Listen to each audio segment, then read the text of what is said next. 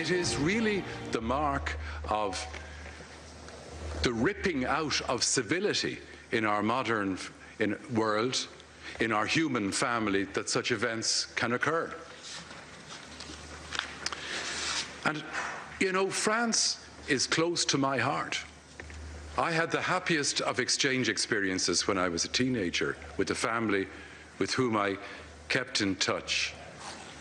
And last 1st of November, All Saints' Day, I was at a memorial service just outside Paris on the Oise River, where one of the bravest modern women of our times, Mariam Rajavi, the president-elect of the exiled opposition to the tyrannical regime led by Khamenei and the mullahs in Iran,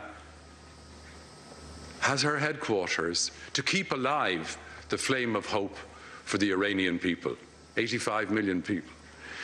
On the 29th of October, a Thursday, at about 5 o'clock our time, a barrage of 64 missiles were launched against Camp Liberty, ironical, that name, where 23 people were slaughtered. Innocent civilians compounded in that small area, a total of 2,500 people approximately, who were supposed to be under the protection of the United Nations, referred to earlier, and the United States, under written guarantee that they had international refugee status before they moved on to safer places. And there was a memorial service in Paris, and I was honoured to be there, also with Professor Alejo Vidal-Quadras, who was the Vice President of the European Parliament for 14 years until last year. He's now President of the Président du Comité International pour l'Application de la Justice, by Haytham Maleh, an 85-year-old, brave, courageous lawyer from Syria, from Damascus, who's been exiled for the last 40 years or so as he conducts all his energies and efforts in the freedom of his country, Syria, who explained to me that the Iranian regime, the tyrannical one today, has 60,000 troops in Syria supporting Assad. There are about 250 million people between Iraq, between Syria, between Iran, between Palestine, in that part of the world, who are suffering, as Deputy Wallace said, in a gentle but a powerful way. And it's wrong. We're part of the human family. And where we have civility, we have courtesy, we've graciousness. But if leaders of so-called developed countries remain remote and stand back and don't actually get to know the people, Haytham Maleh told me that there are 24 million people in Syria. 5 million we know about because they're bursting out as refugees. 14 million within the 24 are homeless. We talk about our homeless crisis. Homeless. Because tyrants have ruled that part of the world.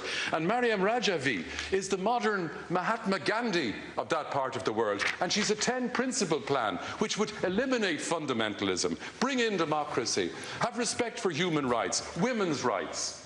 Thank you, Deputy.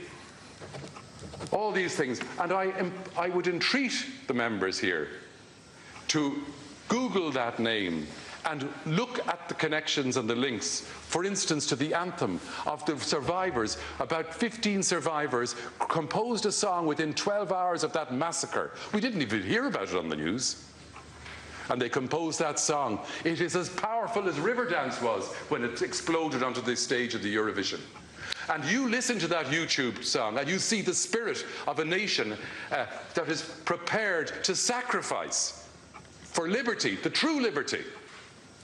Not the liberty that, you know, we think we can get from slugging it out with armaments and money. No, the liberty of the soul, of the mind, of respect, of human rights.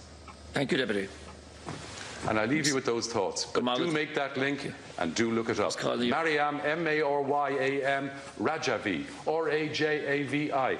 Thank you. You know, Betancourt, Ingrid Betancourt was at that memorial service. It was touching. 23 doves, white doves, released into the sky. That's the spirit, the human spirit, that we should now call Deputy Fergus O'Dowd.